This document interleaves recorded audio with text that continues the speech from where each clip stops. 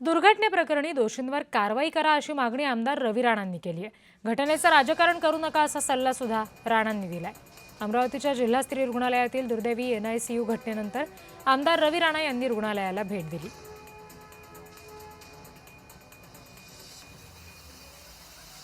या जिल्ह्यामध्ये जेवढे फायर ब्रिगेडचे इक्विपमेंट लागलेले आहे आणि फायर ब्रिगेडची जी जबाबदारी या जिल्ह्यामध्ये महाराष्ट्रामध्ये जी एजन्सी पाहत असेल, मला असं वाटते फायर ब्रिगेड ऑडिट हे सगळं ऑफिसेस असो, डफरीन हॉस्पिटल आहे, इरविन आहे, शासकीय कार्यालय आहे किंवा प्रायव्हेट हॉस्पिटल जे आहे ते सुद्धा त्या ठिकाणी त्याची तपासणी केली पाहिजे। आज ही घटना आपल्याला शिकवत आहे की अशा प्रकारचं लापरवाही केल्यामुळं मोठी दुर्घटना होऊ शकते आणि ती दुर्घटना आपण डफरीनमध्ये पाहिलेली आहे।